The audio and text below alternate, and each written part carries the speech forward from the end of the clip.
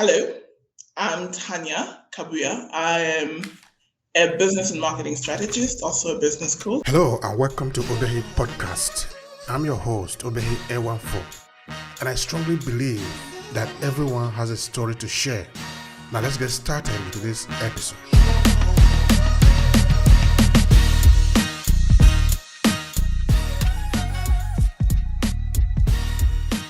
And I work with consultants on one side, on the coaching side of the business, consultant coaches that are looking to get more corporate, tech, venture-backed tech companies as clients in order to scale, as well as consult with tech startups, particularly in the fintech and SaaS space. Do you want to tell me how you got started in business? What led you into business? This is actually an interesting story because I was thinking about it even recently. How the hell did I end up in business?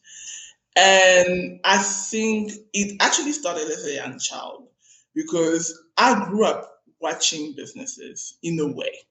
And what I mean is my mom had a curious shop at the market. She used to sell at the market. So I grew up watching her have a business to bring up the children, but also in the media. I grew up watching shows in South Africa such as Generation, where I constantly saw Connie Ferguson play Karabo Moroka. Most South Africans will know. Every day, Monday to Friday, 8 p.m., I was on in front of the TV watching Karabo Moroka head an advertising company. And that is the kind of like full circle moment that I had this year when I was thinking about it. And then another influence was definitely Nollywood. We started watching Nollywood movies back then every Saturday and Sundays because we would rent out movies because my mom could not afford to give us money to go to the movies. So we would go rent out movies. There was a local Nigerian guy who had a shop where we could rent out movies. And I would watch Rita Dominic play the boss. I would watch Omotola Jalade play the boss. And this was constant in Yedo, all those things. So this perspective of being an entrepreneur kind of happened like that it was such a possibility, though it was subconscious. Then eventually when I got into corporate, the usual thing, burnout, like tired, always working, never having time. I found myself working often Monday to Sundays. And I think anybody in corporate will admit to this. They tell you it's 9 to 5, but most of the time you end up working 9 to 10 because you take work home and you work on weekends as well. So I think at the point I just got tired and I wanted something different. And I started looking into that and I stumbled into freelancing, which I started doing. I became a done-for-you copywriter because I had a knack for writing, a product designer, white label, where I would design the product and sell the licensing for the product that I had, my intellectual property, to another company or another entrepreneur that could claim that it was theirs. And as well as funnel building because I was a little bit techy. So that kind of like started like that, freelancing, eventually evolved into having primarily an online business in terms of coaching, and that eventually evolved into consulting as well for corporate. So in a nutshell, that's how it went. And how do you feel about this different tap in the business now? Because now you have, of course, gotten experience in it because you've been doing it for some time now. So you've sort of have a solid background in it now that you have built, of course, after what you have learned also from your parents. Tell me about your feeling. This is important for me.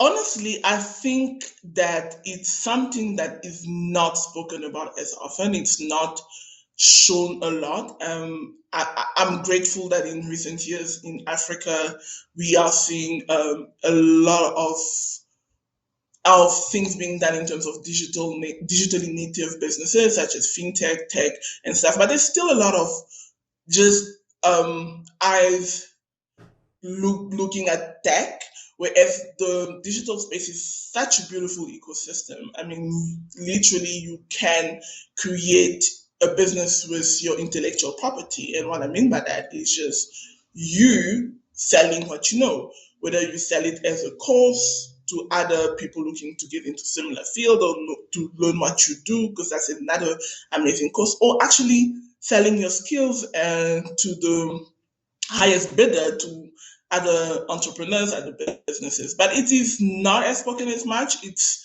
something that a lot of people still look at and fun at. Oh, you make money from Instagram. Oh, you make money from Facebook. Because I started my business on Facebook and Instagram before I moved to LinkedIn.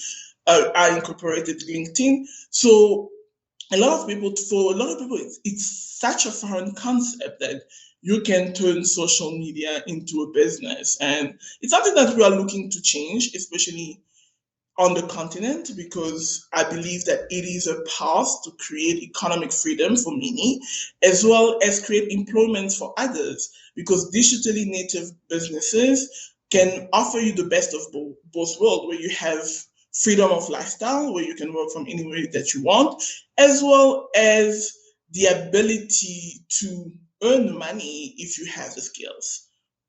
Mhm. All right. So what you were saying before, I sort of find it very interesting that okay, now apart from what you were learning from your parents, you were also going to learn from Nollywood, this Nigerian film that were getting to South Africa. So you were sort of learning from something from the actress or the actor that you made mention of. So what I'm sort of getting into here is how much is entrepreneurship, the idea, the concept of entrepreneur pushed into young people in Africa?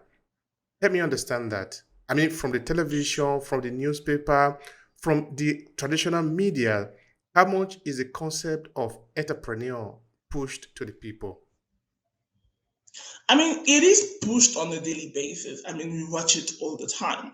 Turn on the TV, you will see a successful entrepreneur. The storyline will often be a successful entrepreneur.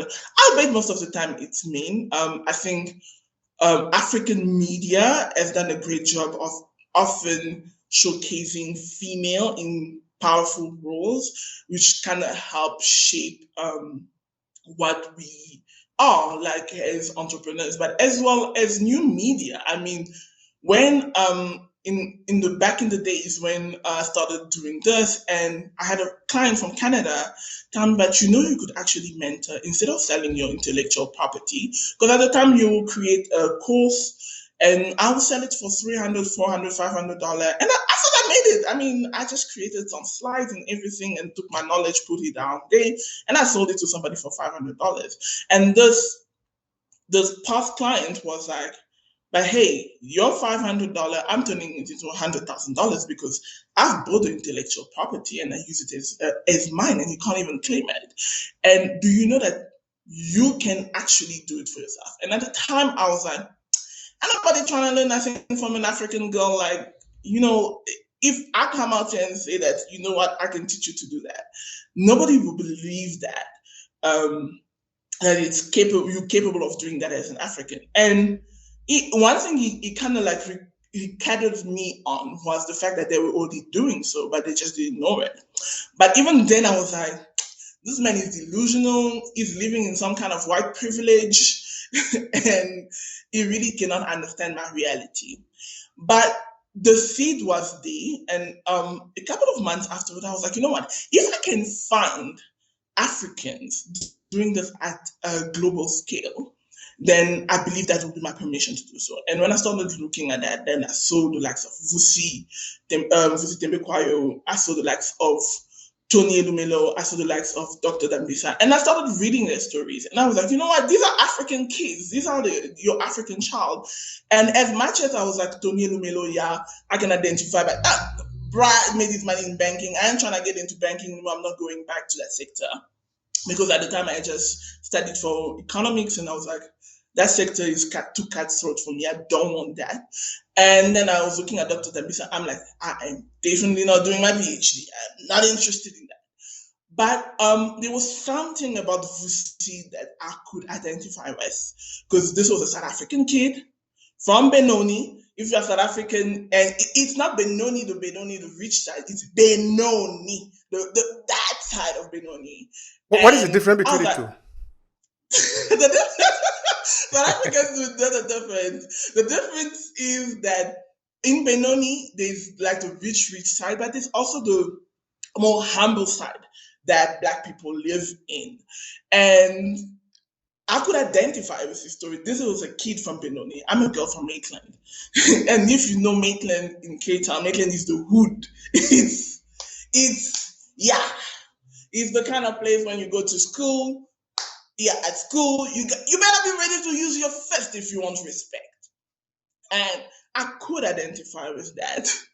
I could identify with the fact that, okay, this is a Black child, this is a South African, this is somebody that has built and is doing it at a global scale. And I think that gave me permission. This is why it's also important for entrepreneurs as ourselves to build in public. We do not have the luxury of doing things quietly, because your story can help the next generation of entrepreneurs to actually give themselves permission to go after the dream. So if we don't use the platforms that we have, the traditional as well as the new media platform, which is beautiful that we all today have these opportunities, then we do our continent a disservice, because had I not seen those stories in the new media, I don't think I would have followed this path. Mhm. All right. Um, this is great. This is great. I enjoy the conversation. Okay, first of all, give us a kind of a background. What do you mean by new media? Help people understand it. Oh yeah, new media is blogging. It's what podcasting. It's a YouTube channel. It's your social media. Those are new media platforms. One thing that many people don't realize is that a lot of people today use social media the way our parents in the past used newspapers. I think we're all familiar with the scene where in the morning your dad picks up the newspaper or goes and buy the newspaper and have that with coffee and with breakfast to kind of get a grasp of what's going on in the world. Well, today, people do that with social media. People do that with uh, YouTube. They wake up in the morning, they get on YouTube to see what's happening. I mean, I watch the news on YouTube. I don't watch traditional TV anymore.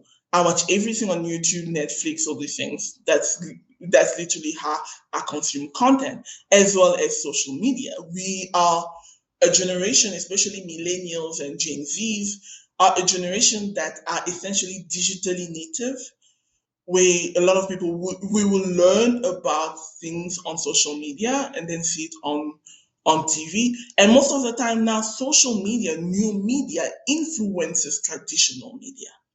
If something is trending on social media, I guarantee you it's gonna get on traditional media, because they know that people are gonna watch it, because they've seen it on Twitter, they've seen it on LinkedIn, they've seen it on Instagram. So we are in a time where independent publishers, in terms of traditional medias, magazine, blogs. I mean, look at a lot of magazines today. Look at the likes of Instablog, for example, with such a huge community today across the continent and across the Black diaspora.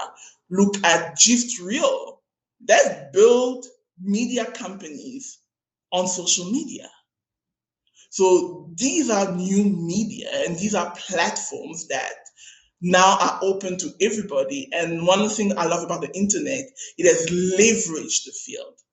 You can start a media company today with $0. I mean, one of my favorite stories, I think that it's also an African creators. I love looking at African creators. We can look at the like of, I'm not sure how to pronounce his name, Wodemaya or Tayo Ena on YouTube. They've built powerful media companies on YouTube. On YouTube. And today, that's what allows them to create their lives. So that is powerful. It's powerful. New media is a powerful thing, because you can start with $0.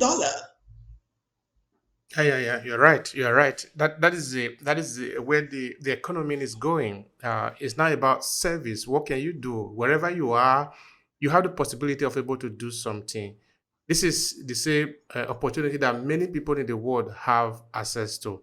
But of course, we're going to talk more about that just now in what do we need to be able to prosper, to be able to excel in this age of digital economy? Because this is essentially what we are talking about now, because you just hook yourself up to the grid, and the grid is the internet. And the question is, what are you going to do to people so that they can pay you money? Because from the dawn of time, it has always been about service. If you don't do anything for me, you don't have any right to ask me for money. But if you can render a service to me, then you can ask me for money. It is right. So, what kind of skill set, what kind of resources do we need to be able to do this, looking at what it is today in Africa? That's a beautiful question, and I was actually thinking about it because I was speaking the other day with a content creator that we were having a chat with, and I think one of the conversation was that she's interested in working with more brands. She's creating this brand, the social media account now with her face, which she initially didn't have. And she's like, I don't know how to ask brand for work. But I'm like, the thing is, I think you don't understand because she has built a media brand which does not have a name with 100,000 plus followers, subscribers on YouTube. And I'm like, yes, you are a name today, but you have a powerful thing that is even more powerful than a personal brand. And that is that you have a media brand.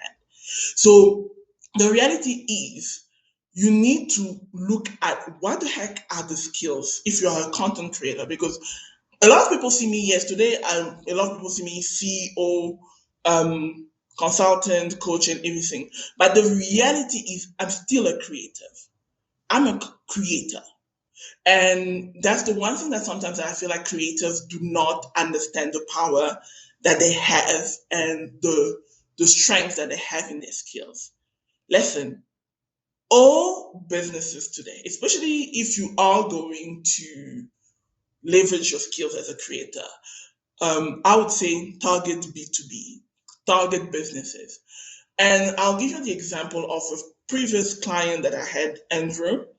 So Endo came to me, he's from Nigeria. A few years back, I was launching a program, and he's like, "Hey, Tanya, I saw that you were launching this program, easy sales and stuff like that. Listen, yeah, I have a content marketing agency, and I'm trying to get clients. Sis. Like, what's up? I'm like, cool. This is a program." Unbeknownst to me at the time, Endo sold his car to pay me. I didn't know because it was just okay. Just give me a couple of days. I will wire the money. And we eventually started working together. And one of the things that we came up with was that, okay, what is the fastest route for you to money? And he was like, he's going to leverage working with accounting firms, law firms, and stuff. These are companies that essentially understand that they need to have a digital presence and do not know even how to start. And this is the reality of most businesses. You have tech founders, you have everything. They are geniuses. You have lawyers that are expert, but the digital native marketing is overwhelming for a lot of them because a lot of them are not millennials that grew up with the internet like ourselves. So we're like, okay, cool. This is what we're going to do. This is what we're going to do. It goes out. We implement the plan within 3 months at a time. It closes around over 10 million naira in contract, and I can't remember the story properly, but it was around a couple of thousand, around 30 something $1,000 in contract, and he collected over $10,000, and it was shook it because it was like the fact that I can do this from Nigeria, because one of the things initially was like, no, people would not want to work with me because I'm Nigerian. And he's like, the fact that I can do this from Nigeria, I no longer need to think about leaving the continent because I can create my own opportunities. So the reality is you need to understand what are you going to offer? What is it that is a strength for you that companies will need? For example, myself, my strength is that I'm a marketer, essentially. I'm a copywriter, I'm a funnel builder, I understand marketing online. And this is what I leveraged to start getting clients. And after you have done that, you need to understand that you need to get in front of these people. How are you going to get in front of these people?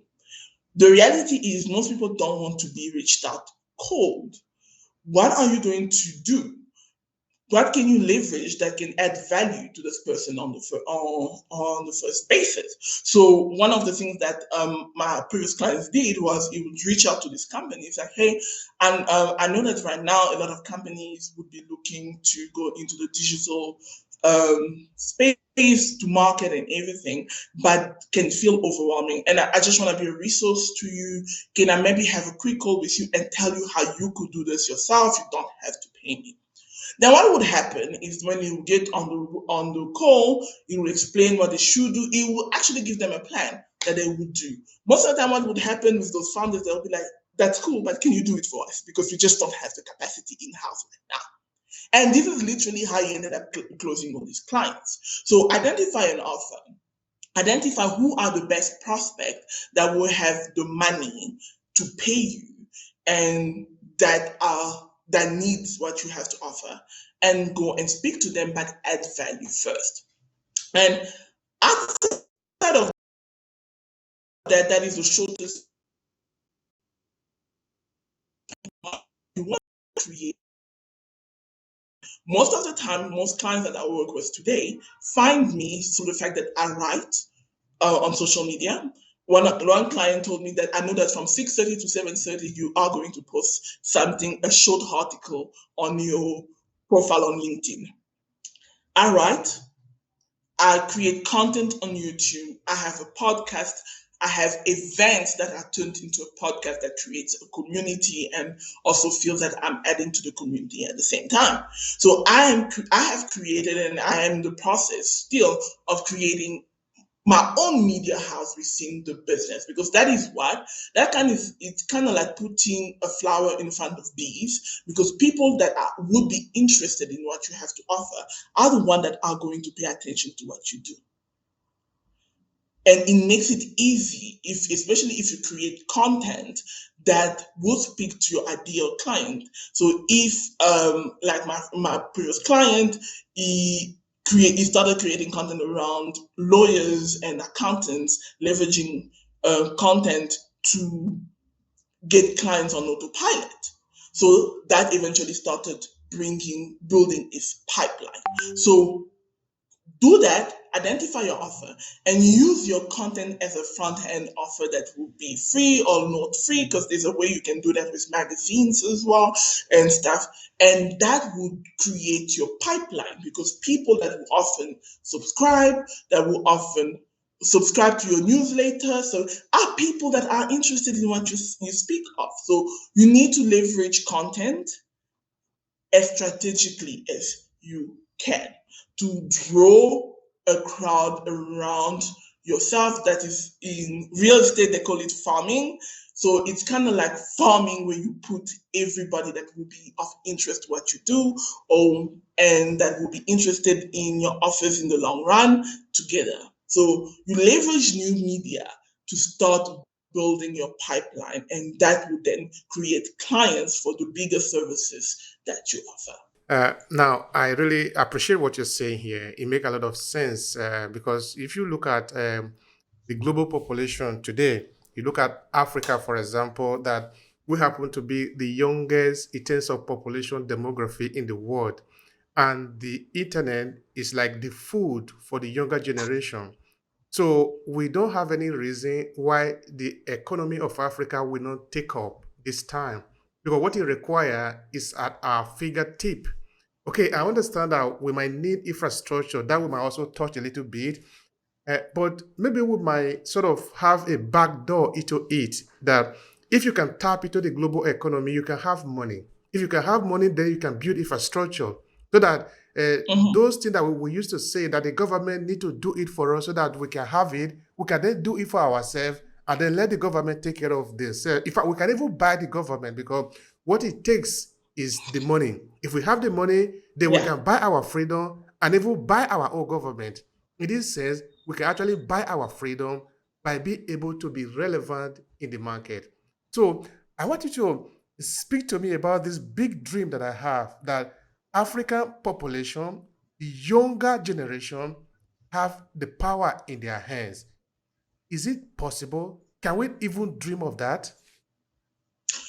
Absolutely, it is possible. And if anybody looks at me, you can, I'm definitely telling you it is possible. I'm an African girl. Don't let this accent fool you. I'm 100% African. Um, Grew up in Africa from African parents, like 100. And you creating your own economy is a possibility. And even if you don't look at me in terms of creating a business, look at how many influencers today, by building a following, are able to make a lot of money. Look at the Bibi Naja phenomenon. How these people end up becoming multimillionaires, even when they don't win the big money. You have their fans raising money for them because they love them and everything. So it's really important that that we all understand that today we no longer have the excuse to say that the government cannot do it for us. We can create our own economy. You can become a freelancer. So I'll give you an example of, I was recently working with a developer. And it was like, you know what? I don't know how to market myself. I don't know how to get these clients and everything. So what happens is that I'm like, okay, cool. Can we have a session? Can we have a quick session? Let's jump on a quick call, because I was working with him in the capacity of a coach. So I'm like, tell me what you do. And this is a formula I'm going to teach anybody listening to this. So if you are listening to this, you're watching this, Obehi just gives you a $1,000, $2,000 session for free, because yeah, that's what I charge. What you're going to do, you're going to say, okay, this is what I do. Let's say, for example, I do digital marketing for banks. So we are going to create your value proposition. You do digital marketing for banks. Okay, why? You're going to ask essentially you're going to ask 5 whys. 3 to 5 whys should be able to give you your value proposition. Why? Because most banks don't know how to market themselves digitally. Why? Well, because if they don't market themselves digitally, most of the millennials and Gen Zs are not really going to pay attention to them. But why would they need to do that? Well, the landscape of the financial sector, and I'm doing this right now, just resume off the bat. The landscape of the financial sector is being disrupted and it is changing. So why should they care? Well, because if they don't do it, fintech are going to take most of their clients, because they are more innovative and are digital native. So why? Finally, the final why? Well, they will end up losing all businesses and close down. Now, if you now take all the answers that we would have worked out and you now start adding it together, that is a powerful value proposition. Because then when you go to a bank and tell them that, listen here, I can help your bank market yourself digitally, because the financial landscape is changing, and the way you are currently doing marketing, you are not speaking to millennials and Gen Zs, and the fintech space is going to take over the market, and you're going to end up closing down your business. I guarantee you that CEO will be like, okay, Obehi, can we get on the call and tell me more? That's powerful. That's powerful. It's all about the strategy, you know. And of course, sometimes the strategy is something that you learn after a lot of mistakes. You're going to make millions of mistakes. Then after that, you are going to develop, think back, because your skill is going to be strong now, because you have gathered all the experience. You know what is. You cannot know what is success until you know what is failure. So you cannot just hope of more money, it must be more service. But you're able to give more service after you know what doesn't work. It is From there, you know what works because you know everything now. So money for you becomes something that you just call for and it gets to you, because you know how it works. But yeah, I like the strategy, and I wanted to speak a bit about uh, choosing your client or a branch of your client this time, the niche. You were saying before that you should concentrate on the B2B sector. I wanted to speak about that a bit. Why do you think that is important for content creators specifically? Okay, before we go into that, I just want to say something. One of the things also that has helped me get to where I am is not only making mistakes, but also bypassing the mistakes by working with coaches and mentors. Because if I had not done that, I would not necessarily have been where I am today. So I've worked with leadership coach. I have worked was a business coach. I've worked with a marketing coach. I've worked with a copywriting coach. So one of the things I definitely want to say, if you have the resources, definitely look at working or somebody that has done that before so that they can be able to help you bypass the mistakes. Because let's say, for example, like for my previous client, he did that in 3 months. For me to get to that level, it took me longer because I was stubborn in not working with coaches because I was like, these people are just after my money. But afterwards, when I hit my head against the wall a number of times, I was like, you know what? Your girl gotta go learn because you need to cut down your shoulders and like submit to somebody to learn and stuff. So if you have the resources, the financial resources to work with incubators and stuff like that, definitely advise you do that because that is gonna save you 2 years of your time. I promise you. Because the time it took me to start being able to work with higher level corporate clients and everything, if I can teach you that today, how to close $1 million contract, how to structure a multi figure contract, you would get there far faster than I did. Now, as for why to focus on B2B, B2B understand the need to invest in the business. Entrepreneurs generally would sacrifice themselves to ensure that the business succeeds. I've seen entrepreneurs, I've been an entrepreneur, and you sometimes will not pay yourself and pay your employees. So they understand the need to invest in order to grow, in order to get to places. Now, business B2B is they understand the need to pay for services. It's often very difficult, and I say this with love, to get people. For example, I don't work with people that are just starting out. I have courses. I have a course or two to help you if you are just starting out. But like to work with me personally, I no longer have the patience to do that because the grit that I require you to show up with is very different to somebody that is just trying to be an hobbyist, is trying to get a side business. So like side hustlers and stuff, I really work with them because the grit and require you to show up with is very different. So entrepreneurs understand the need to put the work.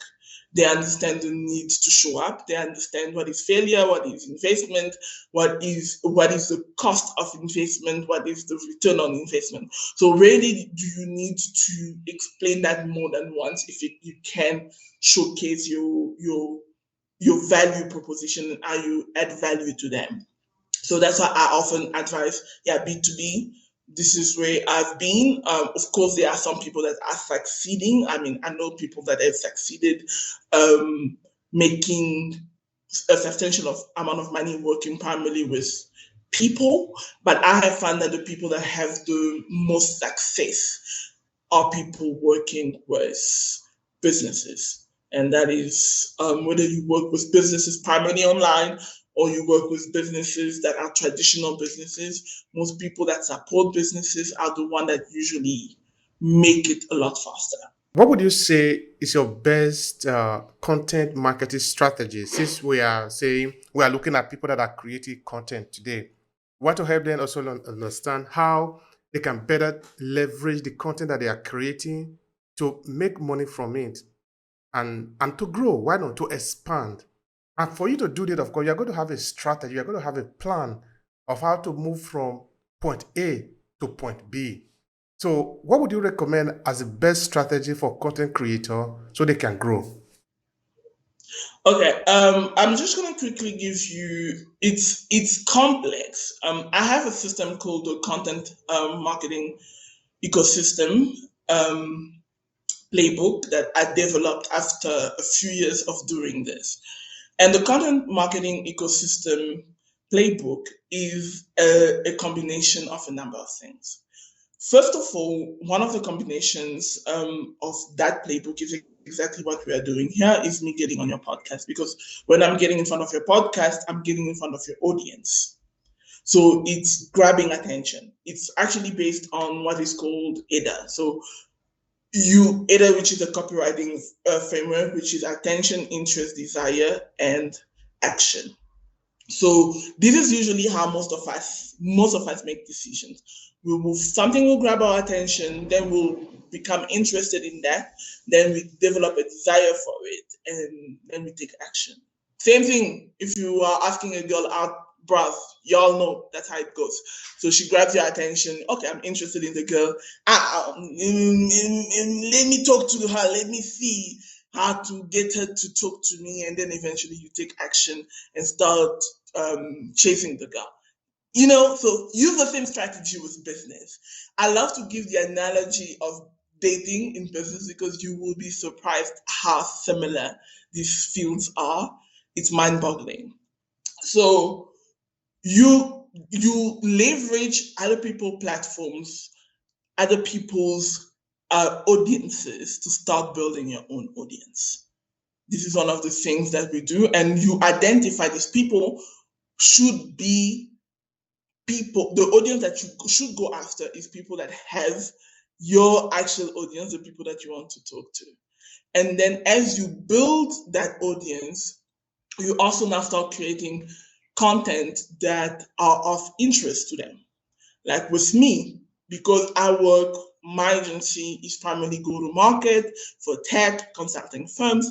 If you start looking at the weaving of my content, it appeals to people that are either building consulting businesses, building tech businesses, have either of those two businesses, or are trying to take a product to market.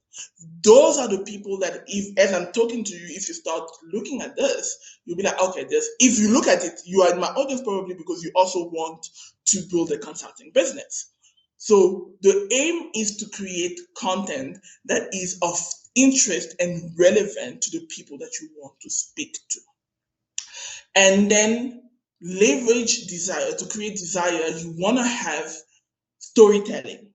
If anybody that watches my content, you will see I love to tell stories, because stories is one of the best way to get under people's resistances, because we love stories. I mean, I don't know about you. When I was a kid, when my grandfather would say, "Let me tell you a story," I would not move an inch because I was so busy concentrating on the stories. And a lot of those stories still today, I know them. And that's because we are storytellers, and we are a specimen that use models. For what I mean by that is that I'll give you another example: dating. So you date a guy or you date a girl, and the relationship is toxic, and you're like, I'm done, I'm done. So next time you meet another person, when you see the same the symptoms that you saw there that was toxic, what do? You run. Because what happened is that you have created a model and a framework to identify risk, problems, and solutions. So we use stories to understand, and we use the facts that we get from stories to create models in our mind. So that is a beautiful thing if you understand the psychological trait from humans, because primarily what I do is psychology-based marketing. Once you understand that, you can replicate that in your content marketing. So what is it that you want people to know? if they had to work with you. You need to replicate that. And you need to find stories that teach those facts and then bring it back to your offer. Because once you do that, subconsciously, you helping your prospects, your clients to develop their models based on your own model. So it makes it easy that when they are ready to take action, you become the only logical choice because you are the one who helped them frame the model for the problem in their head. Does that make sense? It makes a lot of sense. It makes a lot of sense. And here, of course, we live in story. You will read other here that everyone has a story to share. We believe so much in story. In fact, I'm working on a three-part book just now about storytelling, how content creators should use story. But there, I would say that uh, any content creator is a storyteller at heart because that is what we do. True. We actually tell a story. We are creating story. We are retelling them. We are that is basically everything that we do. All right. Now, just for the sake of the conversation, you are a storyteller. I'm a storyteller. Now, for those that are listening to us, what type of story should they concentrate on in their marketing? You want to have I'll give you an example, and when you go back, you look at it. You want to have a David to go. I'll give you Calendly, and you'll understand why Calendly is a multi-billion dollar company right now. You want to have an origin story. Look at Calendly. They share a lot of stories about how the founder came to America from Nigeria and everything. They share a lot of that story. And look at it, look at most Africans when they use these things, these Calendly, those calendar scheduler, most of them use Calendly because it's this one now our own. This is our story, you get it? So that you want to have an origin story. You then want to have a David and Goliath story. And and Goliath story is usually like it sounds, it's you taking on the world. Look, the story is still Calendly, where he started the product and he ran out of money, so the business became a product-led business by mistake because he didn't have money to go to market, so he just let people use the product and he went viral. So now when we all know that story, we're like, oh, this is David, he took on Goliath and he won, and we rally behind these stories. These type of two stories definitely help you how to connect to the thing. And another story is one that I teach, is a conversion story, and it draws on different. I couldn't possibly explain it on the podcast right now, but it draws on different types of storytelling to sell. Because a conversion story is primarily a story where the person that is reading the story, we primarily use it on webinars, in content, in content that I'm meant to sell, in emails. These are stories that are aimed at ensuring that the person consuming the content with a purpose to convert because they can see themselves in the story. So these type of three stories, when leveraged, definitely quickest path to money. All right. That's powerful. That's powerful there. Now, you also said before that you use psychology. You're basically a psychology marketer, no? You use a lot of psychology in market. Anyway, any marketer must use psychology because you are tickly with the mind of the people. How on earth can you do that without psychology? So, but having said Most that, marketers don't, You'll be surprised. Most marketers don't use psychology. And I think for me, I have to thank the fact that when I studied economics, there was a subject at the University of South Africa that was compulsory called behavioral psychology. And that actually made it's possible for me to understand how people make decisions, because it was initially for people that are going into investment and investment to understand the people so that they can sell investment packages, financial planners, and stuff like that. So I now leverage that in marketing, because essentially marketing is a form of investment for businesses. But I think it would be wrong for us not to try and understand a bit of psychology if we want to get into marketing, because how are we good? I think it's an error. or It is.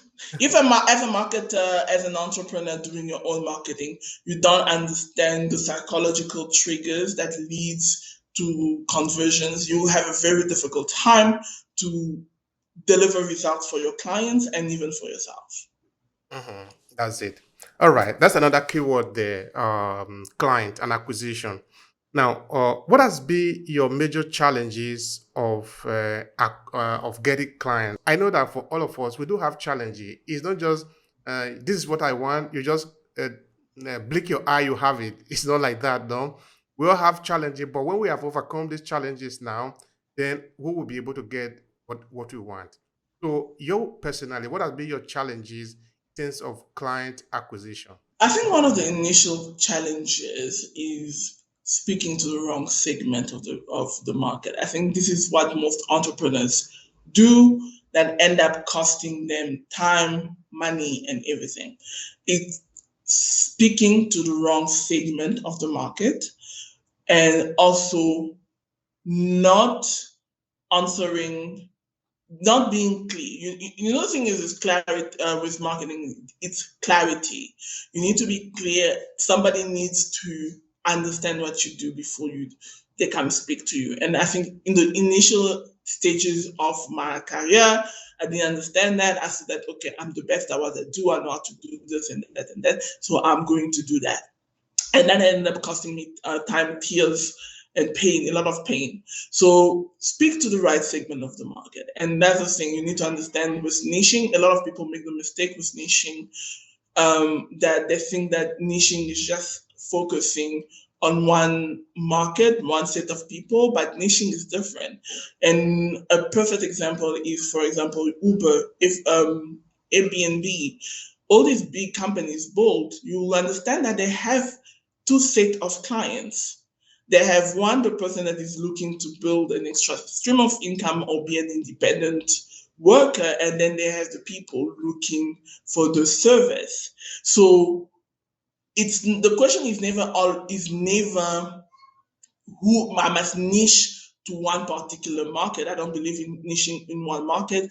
I believe in niching horizontally, which is you niche with the service that you offer. Like me, we offer this go-to-market to consulting, SaaS, and fintech, because more or less they are essentially the same thing. Even with banks, we work with banks as well. And it's still service. So it's still, banks are essentially consulting on our behalf. They consult you on your money. They manage your money for you. They're no different than an accountant. So you just need to understand who are you trying to speak to and have clarity. You want to get to a point that when they think, you see, when we're thinking about traveling, I want affordable housing that is self-catering. We all come up with Airbnb. When we want to go out, we don't have a car to drive, I'm going to Uber there. Because immediately, Uber, Bolt, whatever you use, has been integrated in your mind as a solution to a certain problem, a certain category. And you want to get to a point where whatever you offer, when prospects think of that category, they think of you. And that is how we buy. We think category, what is the problem? Then we immediately go through our directories of solutions. And when we don't have that directory of solutions in our head, that's when most of us now start going on the internet looking for solutions on the internet to find a solution.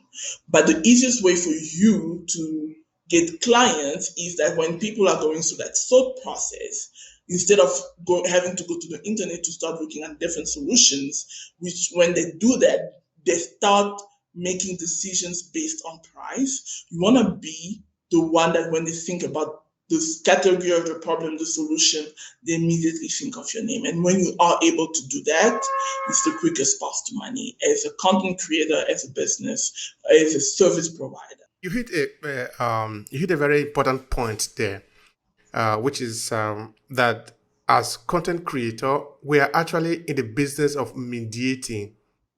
In that somebody somewhere is asking, how can I get a red shoe today for my size? And the Mm-hmm. person doesn't yet know from the directory that the person has in his head. Then he goes to Google and type on Mr. Google, where can I get a red shoe for my size? Okay, now put the size. Now, Google doesn't have the resources because Google is going to type into the resources that are already there, put in by the people. And these people are Mm-hmm. you and me because we are the content creator. Maybe in your Exactly. article, in your content, you write how to get red type of shoe or the best type of red shoe. So if Google in the Exactly. search engine, I just and they find okay, yes, the red type of shoe. Then in Google show that one to the audience who is looking for it That's than the exactly audience. that. So I want you to speak about that. Are we not supposed to understand that we are in this business and we are in a powerful position in the business actually? Because it's a question of that person one time who want to buy a pair of shoes. You are helping the person to find a solution. And then you are going to make money from that. I don't know if you want to spend some time elaborating on that. That's exactly that. That's it. That's the purpose of content, and this is why content creators need to understand that they are in the business of marketing. Because what I just explained to you before is how people decide to start searching for content, um, and how they do that is through a thought process. And if you are able to start doing that, because I might be looking for the best type of shoe, but I'm not ready to buy right now. So I will probably look for what is the best type of red shoe for a curvy woman. For example, I'm just giving an example. So at that point, I'm at what they call in marketing middle of the funnel. I'm in the middle of the funnel and I'm trying to establish what will be the best solution for me. But now the problem most marketers do, they focus on bottom of the funnel. Because here's the thing, if you can capture me at middle of the funnel and you have also bottom of the funnel content, I am more likely to convert and do business with you. And this is one thing that I wrote a few weeks back or months back about the mistake that most consultants do, especially when it comes to responding to RFPs, which is requests for proposals. Even those that do marketing, a lot of them focus on top of the funnel content and don't have middle of the funnel or bottom of the funnel. So at the point, like somebody might have affinity with your brand and know you, they know that okay, Tanya can do this for me and can deliver on that, but they don't really know what you're doing. They don't have clarity. They don't have clarity on your system. They don't know exactly how they're going to work with you. The structure that needs to be there to get them to convert is not there. So what is going to happen is that Tanya is going to be invited.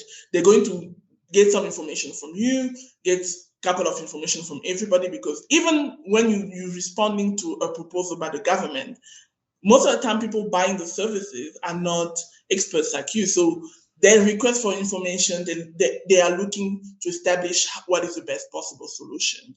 And then eventually what they do, then they're like, okay, this is what it's supposed to look like. Here's now a procurement process, submit your proposal. Now you are competing with everybody on price. And anybody that is in government contracting will tell you the best way to win multi-million dollar contract is to be the resource that they need to learn from.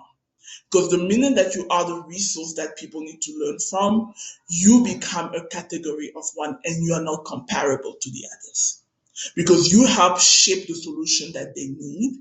It's so difficult for another business now to do that. And this is a principle that is known in government contracting and in the inner circles of marketing called as ghosting. This is when you see a marketer tell you that I'm ghosting this client. That means I am shaping the solution to an extent that it's only me that can be able to deliver that. Even if I give it to you and you say I'm going to go with somebody else, they will not be able to deliver on the actual thing. So that's what content creators and essentially marketers are supposed to do. Thank you so much for that, Tanya. I appreciate that. Now, it is also right for you to spend a few seconds to promote what you're doing. This is the time for you. How can people connect with you? Tell them what they can benefit from you, how to reach you. Okay, so you can definitely connect with me on LinkedIn. Just search my name, Tanya Kabuya. Reach out to me via DMs. I'm an open book. As well, if you are looking to learn about marketing, you can check out my YouTube channel, Tanya Kabuya. You will find me there. And I also have a podcast called Beast Talk with Tanya, where you will hear a lot of insight on building a business, decisions that I'm making, how I am making these decisions, what are leading to these decisions, as well as certain thoughts that some content that are not even shared on my YouTube channel, such as self-leadership and a number of other topics that sometimes I'll just record and share on the podcast. So if you connect with me on the podcast or check out my YouTube channel, you will definitely find something relevant, and connect with me on LinkedIn. I'm definitely loving LinkedIn. I'm going to be releasing some more media related projects. One of my passions right now is changing the narrative about Africa and changing the narrative about entrepreneurship in Africa. So connect with me, because I'll be sharing a lot more of that in 2023, and I'm working on something really exciting to change that. And I hope that you come with me on that journey. That's lovely. All of you, check out Tanya for what she's doing. She's doing excellent work. Of course, you can see from what she's saying. That is absolutely important. All right, Tanya, to conclude the conversation, what would be your final thought here? It can be a message, it can be a kind of a point that you wanted to say. I didn't ask you that. So go ahead and do that to conclude it. I think for one of my things is, I would say to any entrepreneur is that, somebody aspiring to be an entrepreneur, wanting to start something and finding excuses, is decide to start. And you don't have to have the complete picture. I mean, I always say that God never gives you the complete picture. He gives it to you one step at a time. And if you hear my journey, I started as a freelancer, started doing this, then eventually went this way. So it will give you one step at a time, but it wants you to take action. And when you start taking actions and you start listening to the cues that it's giving to you, you are going to build the life that you are wanting to build. So take a step, start that journey, start putting yourself out there, start creating content. It doesn't have to be perfect. I mean, if you go to my channel, go to the first video, I've debated about hiding it, but I love keeping it, because to show you the journey, and I'm still building. It's still a journey. So you want to start, and eventually you will get there. I appreciate the time. I appreciate also the sharing and the conversation. And certainly, this is not the last time we're going to be talking about this. We're certainly going to touch some other area, because I can see that you have a lot of important and valuable points for the community. So we surely will be coming back again. So thank you so much. No problem. I look forward to that. If you enjoyed this podcast, make sure you subscribe so you never miss any of our future episodes. Rate and review Obehi Podcast and share with your friends who might need it. I remain Obehi Ewafo. Thank you so much for listening, and talk to you in the next episode.